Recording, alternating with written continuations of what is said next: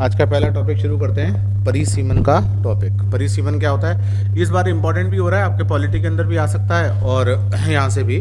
तो पहले तो ये देख लेते हैं कि परिसीमन का कॉन्सेप्ट क्या है। ठीक है, देखिए भाई, कॉन्स्टिट्यूशन का आर्टिकल 82 जो है, संविधान का अनुच्छेद 82 जो है, वो एक परिसीमन आयोग के बारे में बात करता है। और परिसीमन आयोग का काम क्या है, ये एक इस सिद्धांत को एस्टेब्लिश करता है कि एक व्यक्ति, उसके वोट का मूल्य समान होना चाहिए। इसका मतलब क्या हुआ, इसका मतलब ये हुआ कि हमारी लोकसभा और विधानसभाओं के जो निर्वाचन क्षेत्र है, उन निर्वाचन क्षेत्रों के अंदर इस प्रकार उन निर्वाचन क्षेत्रों का गठन किया जाए कि सभी निर्वाचन क्षेत्रों के प्रतिनिधि लगभग समान जनसंख्या को प्रतिनिधित्व करते हो। दैट मीन्स कि देश के अंदर जितनी भी लोकसभा की और राज्यों में जितनी भी विधानसभा की सीटें हो, उन सीटों में जो निर्वाचक हो वो लगभग समान संख्या में हो। और चूंकि जनगणना के बाद ये ऊपर नीचे हो जाता है, इसलिए संविधान का आर्टिकल 82 ये व्यवस्था करता है कि एक परिसीमन आयोग का गठन किया जाएगा। और ये परिसीमन आयोग कहीं ना कहीं इस प्रकार का काम करेगा कि एक व्यक्ति एक वोट का सिद्धांत लागू हो पाए। ठीक है, तो ये इसका कॉन्सेप्ट है। अब देखते हैं कि ये करंट में कैसे चर्चा में आया है। इसको करंट में चर्चा में आने का कारण क्या है, देश अगली जनगणना की तैयारी कर रहा है, आप जानते ही हैं। और भारत सरकार क्या कर रही है कि जनसंख्या के आधार पर जो राज्यों की जो लोकसभा की सीटें हैं और जो विधानसभा की सीटें हैं, उन सब के अंदर जनगणना के आधार पर सीटों का रीडिस्ट्रीब्यूशन करने की बात हो रही है। अब एक इम्पॉर्टेंट बात यह है कि अगर ऐसा हुआ तो हमारे दक्षिण भारतीय राज्यों को कुछ नुकसान होने की संभावना है। क्यों? क्योंकि 70-80 के दशक में और 70 के दशक में हमारे देश में पॉपुलेशन कंट्रोल प्रोग्राम लॉन्च किया गया, जनसंख्या नियंत्रण कार्यक्रम लॉन्च किया गया। ठीक है, और अगर हमारे राज्यों की स्थिति हम देखें तो जितने राज्य भारत के अंदर है, उसमें अगर हम उत्तर और दक्षिण का विभाजन अगर कर दें तो उत्तरी राज्यों में जनसंख्या नियंत्रण कार्यक्रम जो है वो उतना बेहतर तरीके से संचालित नहीं हुआ जितना दक्षिण भारत के अंदर हुआ। तो हो ये रहा है कि हर 10 वर्ष बाद जब भारत में जनगणना होती है तो उस जनगणना में दक्षिण भारतीय राज्यों में जनसंख्या वृद्धि दर कम रह जाती है और उत्तर भारतीय राज्यों में जनसंख्या वृद्धि दर अधिक होती है।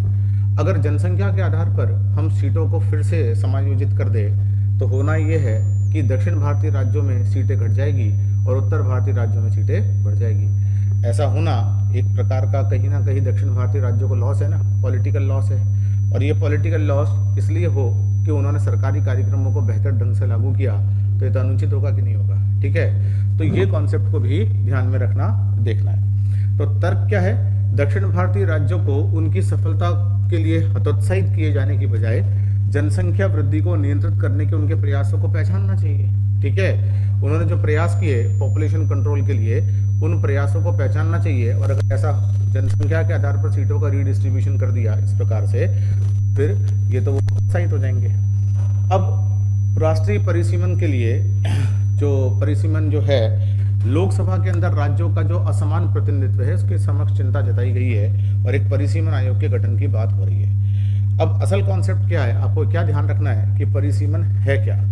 अगर हम परिसीमन की बात करें तो ये है क्या, देश में जब हम चुनाव करवाते हैं लोकसभा के और विधानसभा के, तो चाहे लोकसभा का चुनाव हो चाहे किसी भी राज्य की विधानसभा का चुनाव हो, उसमें निर्वाचन क्षेत्र की सीमाओं का निर्धारण करना है। मतलब ये निर्वाचन क्षेत्र, इस सीमाओं के अंदर रहने वाले जितने भी लोग हैं वो इस निर्वाचन क्षेत्र के अंदर आएंगे। ठीक है, जिनको साधारण भाषा में आप सीट बोल देते हो, जनरल भाषा में क्या बोलते हो, सीट। दिल्ली में 7 लोकसभा की सीटें है, लोग कहते हैं ना, इसका मतलब दिल्ली में 7 निर्वाचन क्षेत्र है। ठीक है, जब हम बोलते हैं कि दिल्ली में 7 लोकसभा की सीटें हैं तो इसका मतलब हुआ कि दिल्ली में 7 क्या है, दिल्ली में 7 लोकसभा की सीटें हैं। इसका अर्थ ये हुआ कि दिल्ली में 7 जो है वो निर्वाचन क्षेत्र है। कॉन्सेप्ट समझ रहे हो, दिल्ली में 7 लोकसभा सीटें का अर्थ क्या हुआ, दिल्ली में 7 निर्वाचन क्षेत्र है। अब भारत में 1952 में एक परिसीमन अधिनियम अधिनियमित किया गया था। ठीक है, देखो जो मैंने आपको पॉलिटी पढ़ाया था उसमें ये जो आर्टिकल 82 था, इसकी चर्चा मैंने नहीं की थी। ठीक है, और उसका एक कारण था, मुझे मालूम था कि करंट अफेयर्स के अंदर इसको डील करना पड़ेगा, क्योंकि उन दिनों भारत के अंदर जम्मू कश्मीर का परिसीमन भी हुआ है। ठीक है, जम्मू कश्मीर के अंदर जो जम्मू कश्मीर और जो केंद्र शासित प्रदेश वगैरह बनाए गए, उससे लद्दाख वगैरह, उसका परिसीमन अभी किया है। तो करंट में अभी इसको मैं विस्तार से चर्चा कर रहा हूँ, बड़ा डिटेल में चर्चा कर रहा हूँ। इसी वीडियो को मैं कटवा कर यूट्यूब पर भी डलवाऊंगा। ठीक है, अब आप लोग उस यूट्यूब, कल मैंने एक PSIR का आंसर डलवाया, ठीक है ना। और वो मैं सोच रहा हूँ कि एक काम अब आज भी एक ऐसा करने की सोच रहा हूँ, आज जब ये क्लास खत्म हो जाए अपनी ये वाली, है ना, करंट की, तो जितने PSIR के स्टूडेंट्स हैं वो यहीं बैठना, ठीक है। मैं एक क्वेश्चन डील करूँगा, समझ में आया कि नहीं आया? और तुम कौन कौन हो PSIR के स्टूडेंट मेरे को अच्छे से पता है, ठीक है। हाँ, तो वो उसको, क्योंकि जब क्लास के अंदर मैं बता रहा हूँ कि कैसे डील करते हैं, तो आप लोग जो लाइव बैठे हो तो देखना ही है उनको, ठीक है। तो मुद्दा ये, हाँ, सामने देखना है तो है जी। नहीं, अब आंसर कैसे डील किया जाए वो तो होगा ही। चलिए अभी उसको देखते हैं। तो 1952 से एक परिसीमन आयोग को अधिनियमित किया गया था और केंद्र सरकार इसको गठन करती है। तो अब तक भारत के अंदर कितने परिसीमन आयोगों का निर्माण किया गया है? 1952 में, 62 में अधिनियम आया जिसका गठन 63 में हुआ था, ये याद रखिएगा। देखो उधर लिखा हुआ है, लिखा अब सब लिखा हुआ है, आप टेंशन मत लेना। उधर लिखा हुआ है ना, 52 में अधिनियम आया तो 52 में गठित हो गया। दूसरी बार अधिनियम आया 62 में, लेकिन गठित कब हुआ? 63 में। फिर अधिनियम आया 72 में, गठित कब हुआ? 73 में, है ना। फिर अधिनियम आया 2002 में और फिर गठित 2002 के अंदर ही हो गया। तो अब तक भारत में कितनी बार परिसीमन आयोग का गठन किया गया है? 2002 के आसपास। पहला परिसीमन 1950-51 में राष्ट्रपति द्वारा ही कर दिया गया था। परिसीमन आयोग से पहले भाई 1952 से पहले कैसे होता था ये काम? चुनाव तो हो गया था ना 51 का चुनाव, तो वो राष्ट्रपति द्वारा कर दिया गया था इलेक्शन कमीशन की सहायता से। उसके बाद से परिसीमन आयोग का गठन किया गया। अब जरा देखिए इसकी संरचना क्या होती है ना। उसकी संरचना ये होती है, एक बात और जरा से देख लेते हैं। लोकसभा की सीटों की संरचना अगर राज्यवार बदलने की बात हो, राज्यवार का मतलब क्या होता है? स्टेट वाइज अगर लोकसभा की सीटों की संरचना को बदलने की बात हो, तो इसका अंतिम प्रयास 1971 की जनगणना के बाद 1976 में पूरा हुआ था। क्या अर्थ हुआ इसका? 1971 में जो जनगणना हुई थी, 1976 में लोकसभा की सीटों का लास्ट बार परिसीमन हुआ था। और उसका रीजन मैं आपको बता चुका हूँ। 81 में जनगणना थी, उसके बाद अगर फिर से परिसीमन हो जाता तो दक्षिण भारतीय राज्यों को नुकसान हो जाता कि नहीं हो जाता? क्योंकि उन्होंने जनसंख्या नियंत्रण कार्यक्रम को ठीक ढंग से लागू किया था, ठीक है। तो लास्ट बार कब हुआ था? 1976 में। भारत का संविधान ये आदेश देता है कि लोकसभा में सीटों का आवंटन प्रत्येक राज्य की जनसंख्या के आधार पर होना चाहिए, है ना। ताकि जैसे एक राज्य की जनसंख्या 20 करोड़ है तो वहां से ज्यादा प्रतिनिधि होने चाहिए, और जहां राज्य की जनसंख्या 40 करोड़ वहां से डबल होने चाहिए, और जहां 10 करोड़ वहां कम होने चाहिए, ठीक है। लेकिन अब समस्या क्या आ गई है? हम तो जनसंख्या नियंत्रण करवाना चाह रहे हैं। तो अगर राज्यों का परफॉर्मेंस अलग अलग है, तो ऐसे आधार पर अगर हम दक्षिण भारतीय राज्यों को जनसंख्या नियंत्रण कार्यक्रम चलाने के एवज में नुकसान पहुंचा देते, तो ये तो एक प्रकार से उनके प्रयासों को प्रोत्साहित करना होता कि नहीं होता, ठीक है। तो लास्ट बार कब हुआ था? 1976 में। परिसीमन का उद्देश्य यह सुनिश्चित करना होता है कि प्रत्येक व्यक्ति के वोट का मूल्य बराबर हो, चाहे वो किसी भी राज्य में रहता हो। इसका मतलब क्या हुआ? आप हरियाणा के निवासी है, आपने लोकसभा का चुनाव में वोट डाला और अपना सांसद चुना। आपका सांसद 10 लाख लोगों का प्रतिनिधि अगर है, तो बिहार का एक सांसद भी 10 लाख लोगों का प्रतिनिधि होना चाहिए, तभी तो किसी भी नागरिक के वोट का मूल्य बराबर हुआ कि नहीं हुआ। हाँ, बिहार राज्य में जनसंख्या के आधार पर सीटों की संख्या ज्यादा होनी चाहिए कि नहीं होनी चाहिए? क्योंकि बिहार जो है उसकी पॉपुलेशन ज्यादा है, उत्तर प्रदेश की पॉपुलेशन सबसे ज्यादा है, ठीक है। तो वहां सबसे ज्यादा सीटें, राज्यवार सीटें ज्यादा होने एक डिफरेंट बात है। लेकिन अगर आपका सांसद, मान लीजिए कि एक हिमाचल प्रदेश का एक सांसद कोई है और वो एक ऐसे निर्वाचन क्षेत्र से जीता हुआ है, टोटल संख्या ही वहां 5000 लोगों की है, मेरी बात समझो, 3000 उसको वोट मिले, है कि नहीं। और सभी लोग मान लें जितने लोग थे सब वोटर्स थे, उनमें से 5000 वोटर्स में से 3000 ने उसको दे दी, 2500 ने किसी और को दे दी, 2000 ने किसी और को दे दी। वो चुनाव जीतकर गया 3000 लोगों की पॉपुलरिटी से। और उत्तर प्रदेश का कोई सांसद चुनाव जीतकर गया 3.25 लाख वोटों से, तो वो जीत गया। तो दो सांसदों ने का प्रतिनिधित्व का तरीका अलग अलग हो गया कि नहीं हो गया सांसद में? इसको समान बनाना जरूरी है कि नहीं? इसका मतलब हिमाचल के अंदर लोकसभा की सीटें कितनी है बताओ, हिमाचल के निवासी आज जाना और देख कर आना, कितनी है गिन कर आना, ठीक है। हाँ, हिमाचल जाकर देख के आना पड़ेगा। बिहार की क्यों, हिमाचल की बताओ यार। बिहार के, हाँ, बिहार में 40 है। तुम कहाँ के निवासी हो? तुम दिल्ली के ही हो, दिल्ली में 7 है। कहाँ के हो तुम? क्या तुम्हारा नाम ही भूल गया मैं, ध्रुव। हाँ, है राजस्थान। कितनी सीटें वहां लोकसभा की? 25 सीटें। रीजन क्या है? पॉपुलेशन में डिफरेंस लगभग इतना है, एग्जैक्ट सेम तो नहीं किया जा सकता, एग्जैक्ट सेम करना तो लगभग नामुमकिन टाइप का है, फिर तो जैसे एक आदमी रह गया तो फिर उसको कहीं और भेजना दिक्कत है, मारना पड़ेगा। ठीक है, ठीक है, तो दिक्कत ये एग्जैक्ट सेम नहीं किया जा सकता। ये परिसीमन का उद्देश्य है, ये स्टेटमेंट के अंदर क्वेश्चन आने की भरपूर संभावना है। एक लड़का मुझे बोल रहा था, सर बड़ी कर्री संभावना है, तो क्या बात है। ठीक है, मनोज कुमार 68 सीटें लोकसभा की हिमाचल में, वो ठीक है, कोई बात नहीं। चलें जी आगे, आगे देखिए। अब इस प्रावधान से जनसंख्या नियंत्रण में कम दिलचस्पी लेने वाले राज्यों को संसद में अधिक सीटें मिल सकती है। ठीक है, इन परिणामों से बचने के लिए 1996 में इंदिरा गांधी ने जो आपातकालीन शासन लगाया था, उसमें उसके बाद 2001 तक कोई परिसीमन नहीं होगा, इसके बारे में संशोधन कर दिया था। ठीक है, और उस समय उम्मीद लगाई गई थी कि देश उस समय समान जनसंख्या वृद्धि दर हासिल कर लेगा। 1976 में हमने क्या उम्मीद लगाई थी कि 2001 तक हम कोई परिसीमन नहीं करेंगे। 2001 की जनगणना जब होगी तो समस्त भारतीय राज्यों में जनसंख्या वृद्धि दर बराबर हो जाएगी, हमने ये निष्कर्ष निकाल लिया। हुई क्या? नहीं हुई, लेकिन 76 में अनुमान हमने लगा लिया था इस बात का। अब क्या हुआ?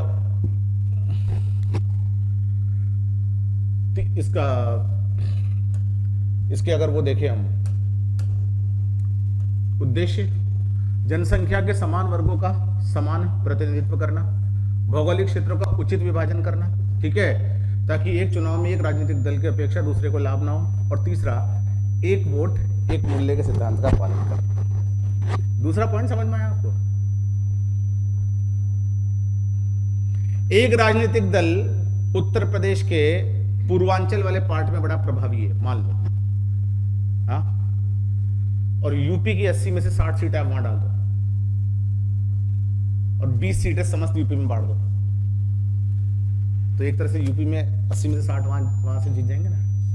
तो इसका मतलब चाहे उत्तर, दक्षिण, पूरब, पश्चिम, पर्वत, पहाड़, नदी, मैदान, निर्वाचन क्षेत्र में इस प्रकार से सीन बनाओ कि जनसंख्या लगभग बराबर।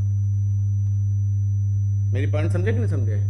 उत्तर प्रदेश का एक पार्ट कौन सा है? पूर्वांचल का, है कि नहीं, पूर्वी यूपी जिसको आप बोलते हो।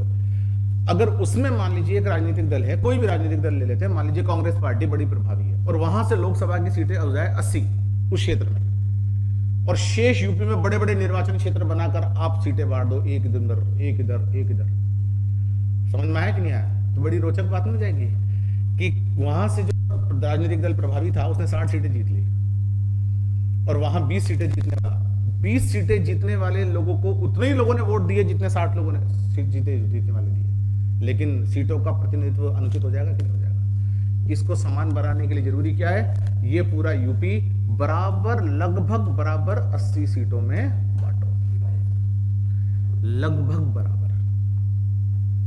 समझ में आया कि नहीं आया? इसलिए आप देखते होंगे एक शहर में कई बार 2 निर्वाचन क्षेत्र होते हैं।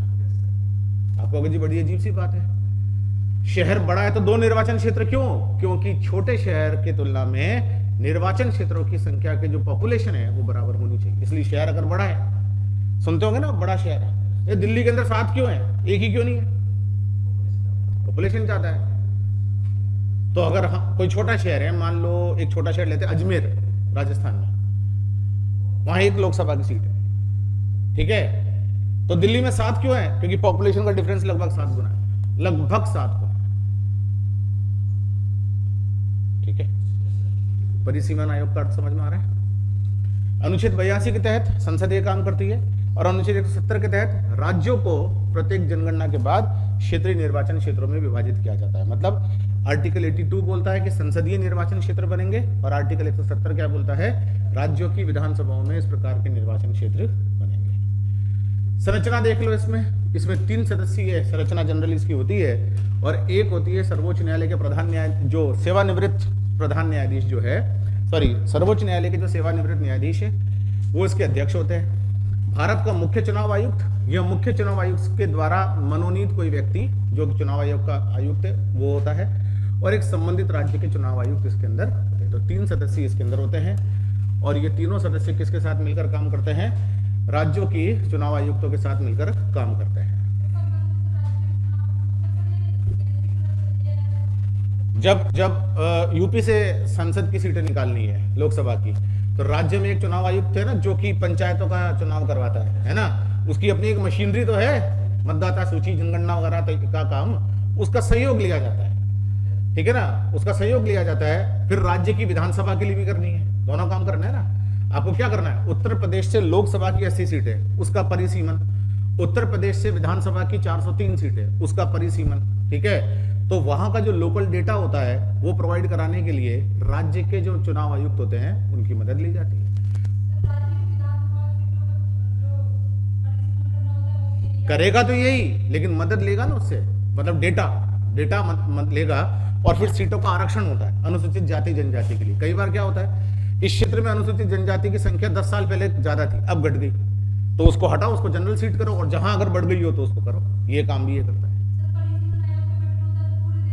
देश के लिए, पूरे देश के लिए। और बड़ी इंटरेस्टिंग बात है, इसने जो निर्णय दे दिया उसको सुप्रीम कोर्ट में भी चैलेंज नहीं किया जा सकता। मतलब इसने कह दिया कि ये निर्वाचन क्षेत्र अनुसूचित जाति के लिए रिजर्व्ड है पॉपुलेशन के कारण, तो आप ये नहीं कह सकते कि यही क्यों कर दिया, वो क्यों नहीं किया, ऐसा क्यों नहीं किया, ये नहीं कर सकते। इसके डिसीजंस को सुप्रीम कोर्ट में भी चैलेंज नहीं किया जा सकता, ठीक है। ये कॉन्सेप्ट समझ में आ गया। आयोग के भी क्या हो रहा है,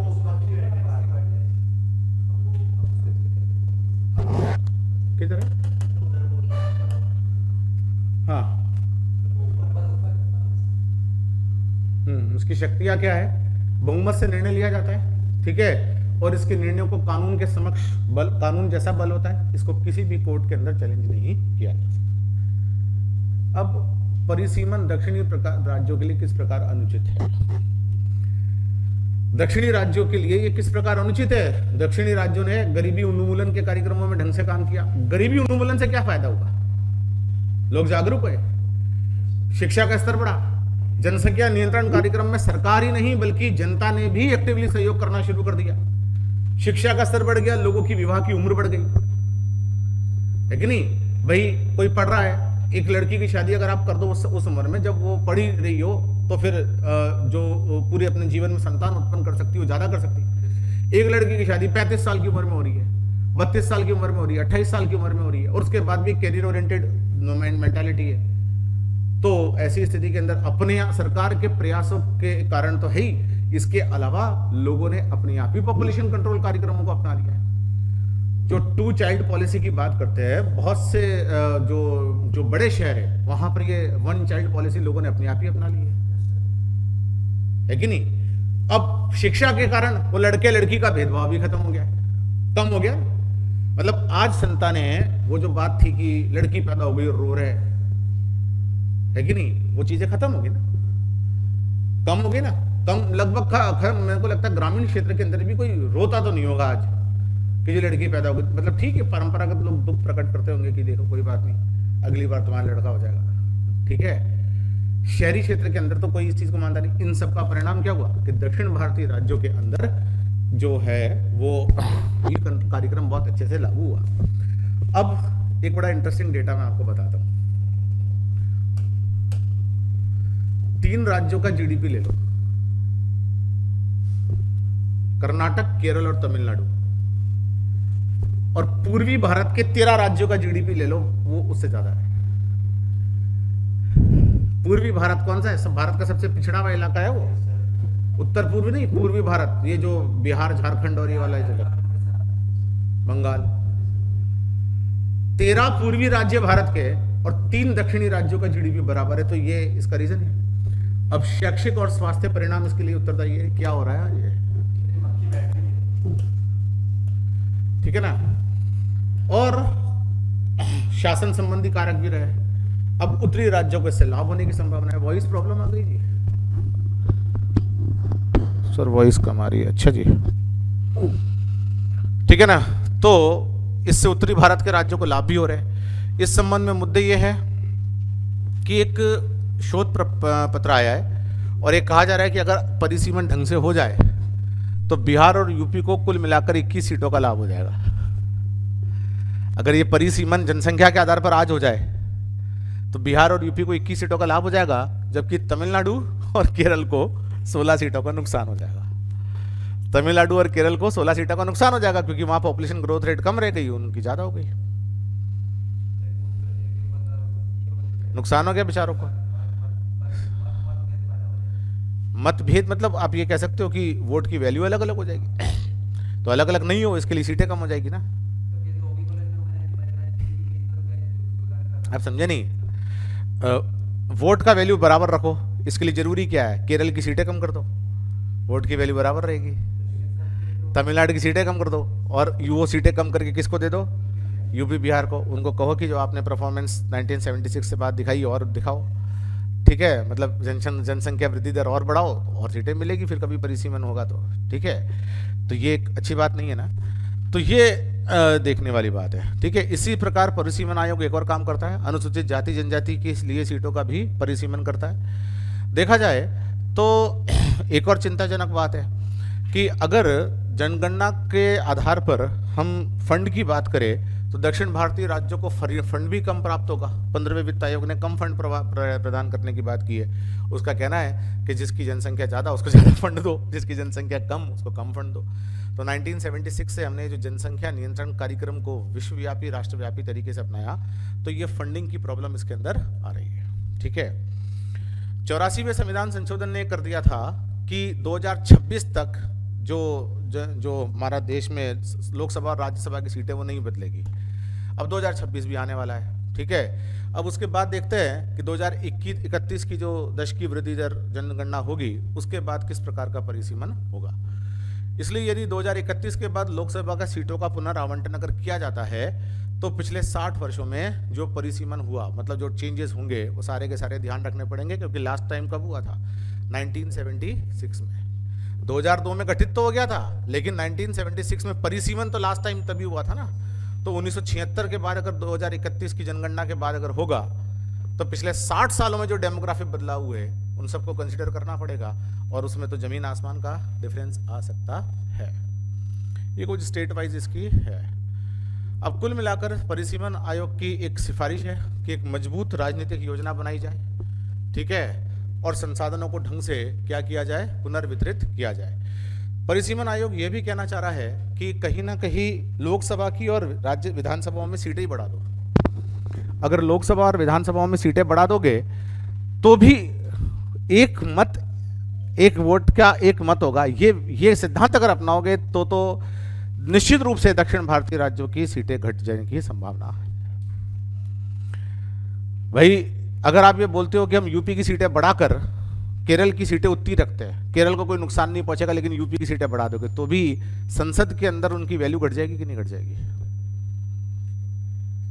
हाँ या ना? चलिए।